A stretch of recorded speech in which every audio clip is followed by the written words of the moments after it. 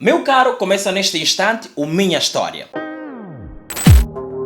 Olá meu caro, seja muito bem-vindo a este vídeo no qual simplesmente a malta vai se contar. Você vai me contar a sua história aqui nos comentários e quem sabe eu faça algum vídeo no futuro, assim com a sua história, mas primeiro tem que ver a minha história. É o seguinte, o que me faz fazer este vídeo é questão de eu já me ter decidido em abrir o meu coração e contar-lhes aquilo que é o meu lado pessoal, a minha vida, aquilo que vocês não têm coragem de perguntar, são coisas que eu vou colocando aqui e todos os sábados ao meio-dia nós temos esta sessão aqui. E domingo nós temos resposta a perguntas que vocês fazem. Para mim, eu respondo e depois coloco os vídeos à disposição de todo mundo. É o seguinte, o que eu quero lhe dizer neste vídeo é que eu não sou um cidadão normal, eu sou um cidadão doente. Eu tenho uma doença que eu não conheço.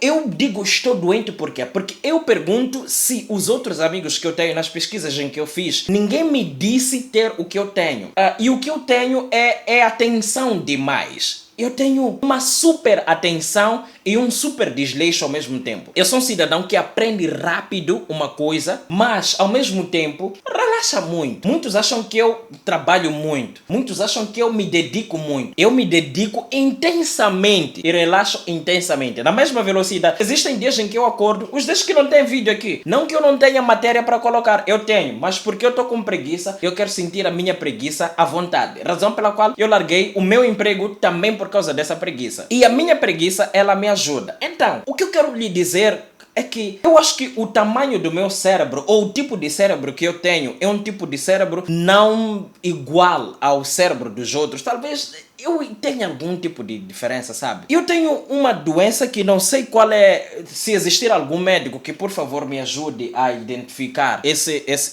a chamar essas coisas pelo nome. Estás a ver este celular aqui? Há momentos em que eu tenho tido crise e eu presto muita atenção neste celular, entende? E eu começo a ver este celular em como se estivesse mesmo agora que eu estou a falar disso, eu sinto em como se o celular estivesse a se esticar assim para vir bater-me. E quando eu passo pelas ruas, estás a ver as chapas de cobertura de casas, quintais e tal, eu sinto em como se a chapa não terminasse ali e que terminasse lá no fim e que assim que eu fosse passar de algum ponto, ela poderia sair assim e me cortar. Durante a minha infância, eu sempre ficava preocupado e me assustava e tal. E há momentos em que eu sinto em como se... Vamos lá, como é que é? Existisse... Vamos lá. Há momentos em que a visão minha, ela afasta as coisas para muito longe.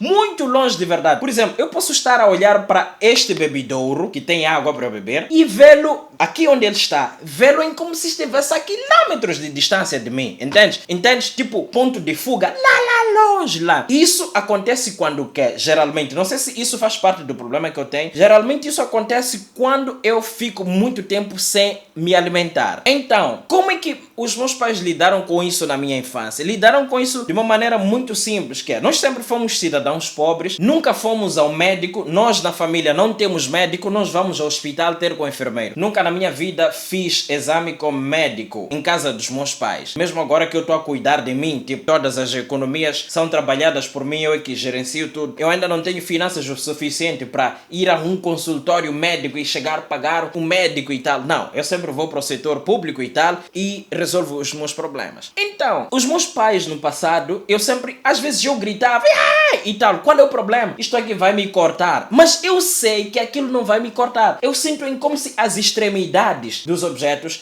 continuassem e que viessem contra mim. Então, isso de certa forma acabava me colocando a gritar. Então, meus pais sempre diziam, não, fica calmo, fica calmo, fica calmo. E eu fui entendendo e aprendendo a conviver com o problema que eu tenho. E de lá até cá, isso acontece poucas vezes, muito poucas vezes. O grande medo que eu tenho agora é com relação à condução. Veja, eu não ando de carro, não conduzo carro, nunca fui à escola de carro, nunca mexi carro. Já mexi carro uma, duas vezes e tal. Mas nunca, vamos lá, como é que eu diria?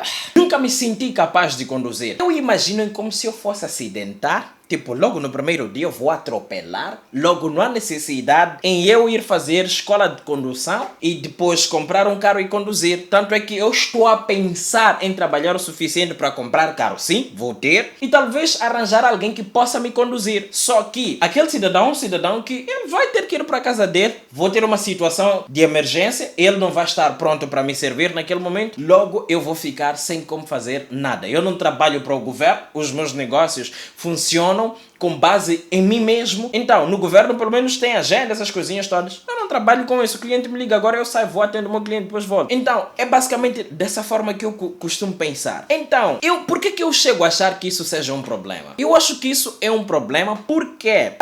depois vou lhe contar a parte boa deste problema que eu tenho. Eu acho que isto é um problema porque me persegue já há muito tempo, ok?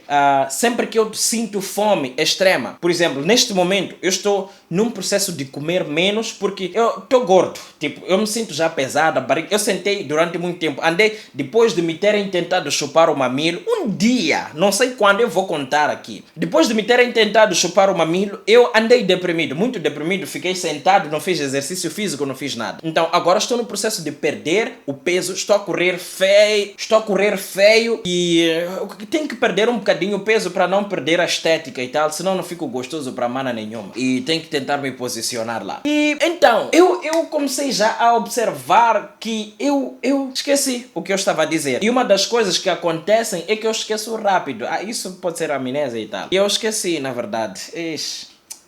Odeio quando esqueço coisas. E como esse vídeo não tem roteiro e tal. Mas vamos lá continuar. Esqueci mesmo, perdoa-me. Eu sou assim, esqueço com facilidade. É normal eu chegar num sítio, colocar meu celular, depois sair e ir-me embora. Ir me lembrar do celular querendo usar. Então, o que eu faço? Eu faço uma listinha das coisas. Às vezes, faço lista daquilo que eu levo para um determinado sítio. Daí eu confiro a lista. Coisa X, coisa X, coisa X. E depois levo as coisas de volta para casa. Qual é a parte que eu acho que esta doença, caso seja, me dê... Qual é a coisa que eu acho que ganho nesta coisa, caso seja uma doença? Caso seja uma doença. Eu ganho nisto por quê? Porque a minha super concentração nisto não é só nisto. É naquilo em que eu quero aprender. É naquilo em que eu quero ser bom. É normal entrarmos numa coisa que eu quero juntos. Você vai estudar 20 meses. Eu vou estudar um mês só e vou saber tudo aquilo que você, sei lá, levou muito tempo para aprender, entende? Eu aprendo rápido coisas que eu quero, aprendo por interesse. Mas na escola eu fui muito burro, muito burro. Se você quiser ver,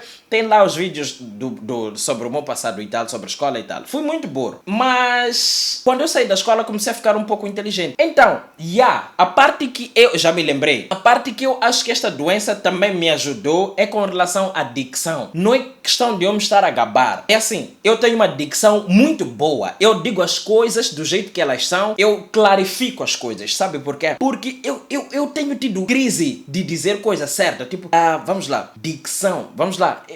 Eu olho para os outros, me dói aquilo, eu me pergunto por que ele está a dizer dessa forma. Eu poderia ter dito assim, I have no isto, etc, etc, etc. Então, eu sou fluente em todas as línguas da zona sul de Moçambique, todas elas. Eu até sinto dor, sabe? Eu não nasci a falar português, minha mãe não fala português. Nós em casa não falamos português. Então, o fato de nós não falarmos português me obrigou a ter que ficar um pouco antenado. Eu português só falo para poder me comunicar e trabalhar e tal, porque nem todos entendem as minhas línguas. Mas eu fico muito chateado com aqueles amigos que eu tenho que nasceram na mesma banda que mim, que não sabem falar nenhum dialeto nosso. Brada, eu fico muito chateado. E você vê, quando tento comparar a questão de capacidade psíquica desses cidadãos e a minha capacidade psíquica, eu vejo que eu deixo muito a zero eles. Entende? Isso porque eu acho que as línguas, quando tu falas muitas línguas, tu não tens limitação em pensar. Ficas curioso. Numa língua, resolves o problema da tua curiosidade, ou resolves a tua curiosidade noutra língua. Não entendes nesta língua, tu simplificas. Tu consegues ter uma solução rápida, entende? Por isso, eu sou da opinião de que não se deve negar de ensinar as línguas nacionais às crianças. Porque a maior parte das pessoas, quando ouve sua criança a falar língua nacional, começa a dizer, não, isso é língua de cão, isto etc, etc. Eu cresci sem falar português. Eu comecei a falar português aos 8 anos de idade. Então, esse meu problema me ajudou muito a aprender coisas, me ajuda até hoje a aprender coisas, tudo o que eu quero, eu aprendo. Mas eu tenho um grande desleixo. Eu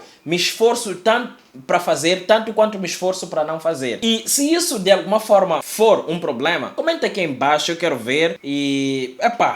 quem sabe eu procure alguém, mas se for um problema eu não quero tratar, mas eu quero saber quais é que são os riscos disto, porque eu já vivo com isto, ou convivo com isto já há 28 anos, mas eu me toco que isto não é normal, não é normal, e eu preciso de certa forma saber what is happening inside of my head. Este foi o vídeo do sábado, onde eu contei a minha história. Eu quero saber a sua, estou a me abrir aqui para podermos nos conhecer. Você me segue já há muito tempo, se me está a seguir a partir, se está a chegar aqui hoje, me siga para não perder nenhum vídeo. Temos vídeos muito bons aqui. Por agora é tudo e até lá. Um beijão, chupa.